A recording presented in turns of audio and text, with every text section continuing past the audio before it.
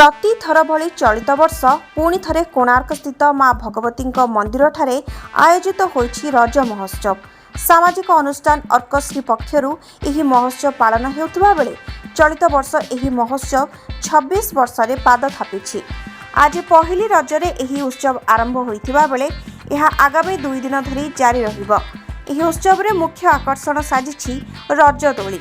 बरगछ छाई तले छोट बड़ भिन्न भिन्न रकमर दोली रे झुलुछंती साधारण लोके। प्रति थर भली चलित वर्ष मध्य एठारे विभिन्न किसमर प्रतियोगिता करा जाउथिबा देखिबाकु मिलिछि।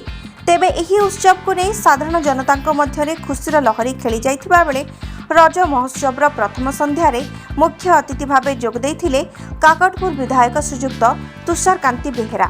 ଏହି ଅବସରରେ अर्कश्री अनुष्ठान दीर्घ वर्ष धरी निजस्व उद्यम रे जारी रखिथिबा प्रयास को प्रशंसा करने सह आगामी दिन में माँ भगवती पीठ में पारिपार्श्विक विकास नहीं पदक्षेप ग्रहण निमंते प्रतिश्रुति दैछंती।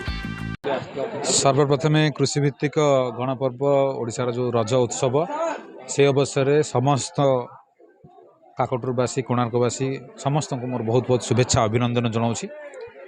अर्कश्री आनुकूल्य कोणार्क ठारे माँ भगवती पीठ में जो कोणार्क रज उत्सव दीर्घ 25 वर्ष धरी चली आस आज 26 वर्ष पदार्पण कर अवसर में अर्कश्री अनुष्ठान को बहुत बहुत शुभेच्छा जनाऊँगी। कृतज्ञता ज्ञापन कर कोणार्क अंचल केवल नुहे कोणार्क चारिपाखे विभिन्न पंचायत अधिवासी मानक गोटे एकता सूत्र बांधि रखापी यहाँ गोटे प्लाटफर्म गोटे तैयारी सहर चाकचक्य भितर आज ओडिशार कला संस्कृति ऐतिह्य परंपरा जिते लुचि जाऊँगी पुनर्जीवित कर पुणी से स्मृति को रखी एठी पोड़पिठा खाइबा ठू आरंभ करी दोली खेलिबा एवं विभिन्न जो प्रतियोगिता जो करछनी माँ भौणी भितर से धन्यवाद देवी।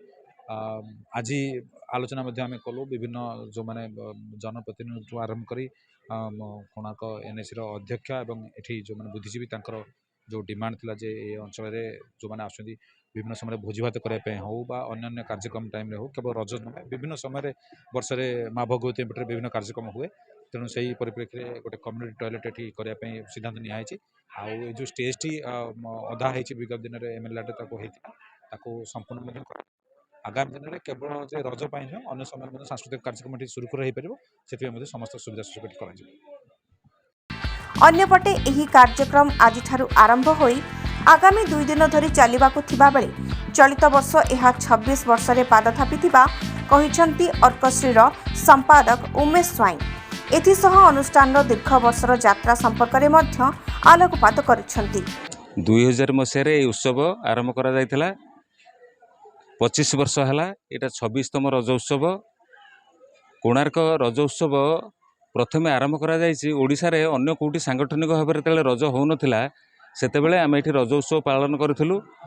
महाबात्यारे जनजीवन असहाय पड़ता मन भांगी जाइथिला सेमानकु पुणी सुदृढ़ करने सचेतन करने एवं समस्त एकाठी होई पुणी आनंद उत्सव करने एवं ओडिशार जो निजस्व पर्व ओडिशार जातीय पर्व रज दिहर अनेक वार्ता अच्छी।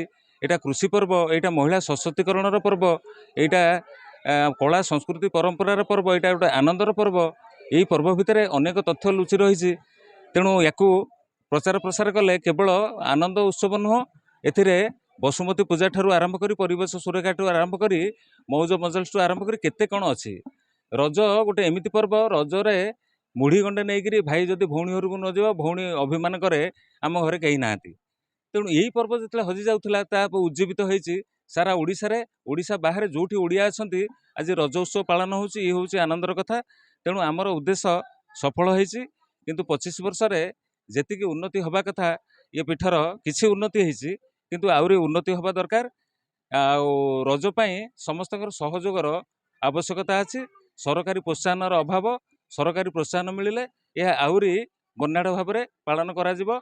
ओडिशारू केवल ओडिया माने एठिकी आसंतिनी कोणार्क जो टूरिस्ट माने आसंती बाहर फॉरेन टूरिस्ट माने मध्य उपभोग करती आसिक रज तार आपण माने समस्ते जानती।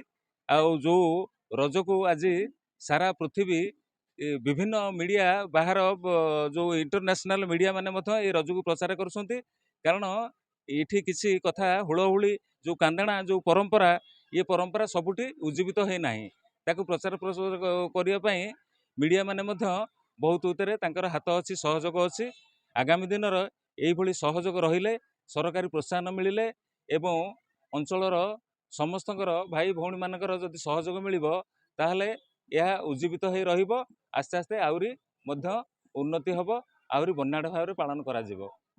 ଏହି ଅବସରରେ ମା ଭଗବତୀଙ୍କ ପୀଠରେ ବିଭିନ୍ନ ସାଂସ୍କୃତିକ କାର୍ଯ୍ୟକ୍ରମର ମଧ୍ୟ ଆୟୋଜନ ହୋଇଛି। ଗାଁ ଗହଳିରୁ ହଜି ଯାଇଥିବା ବିଭିନ୍ନ ଲୋକକଳାକୁ ପୁନଃ ଜୀବିତ କରିବାକୁ ଅନୁଷ୍ଠାନ ପକ୍ଷରୁ ଯେଉଁ ପଦକ୍ଷେପ ଗ୍ରହଣ କରାଯାଉଛି ତାହାକୁ ନେଇ କଳାକାରମାନେ ମଧ୍ୟ ନିଜର ଖୁସି ବ୍ୟକ୍ତ କରିଛନ୍ତି। ମୋ ନାଁ ସ୍ମୃତି ପ୍ରଜ୍ଞା ବାରିକ। ଆମେ ଏଇଠିକି ପ୍ରତ୍ୟେକ ବର୍ଷ ଆସୁ। କୋଣାର୍କ ଭଗବତୀରେ ସବୁ ବର୍ଷ ଭଲ ଭାବରେ ରଜ ସେଲିବ୍ରେଟ୍ ହୁଏ। ଆଉ ମାନେ ଏଠି ହଜି ଯାଉଥିବା ପରମ୍ପରାକୁ ଏଠି ସବୁ ସ୍ଥାନୀୟ ବାସିନ୍ଦା ସମସ୍ତେ ଜାବୁଡ଼ି ଧରିଛନ୍ତି। ଯେମିତିକି ହୁଳହୁଳି ହେଉ କି ପୁଚି ହେଉ କି ଆମର ସାଂସ୍କୃତିକ ଯେକୌଣସି ବି କାର୍ଯ୍ୟକ୍ରମ ହେଉ ଏଠି ବିଭିନ୍ନ ପ୍ରକାରର କାର୍ଯ୍ୟକ୍ରମ କରାଯାଏ। ଆଉ ଆମେ ବି ଆମ ସାଙ୍ଗମାନଙ୍କ ସାଥିରେ ସବୁ ବର୍ଷ ଏଠିକି ବୁଲିବା ପାଇଁକି ଆସୁ।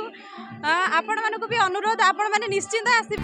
ରଜ ଆମ ଓଡ଼ିଶାର କୃଷିଭିତ୍ତିକ ଗଣପର୍ବ। ଏହା ଆମ କଳା ସଂସ୍କୃତିର ପରିଚୟ।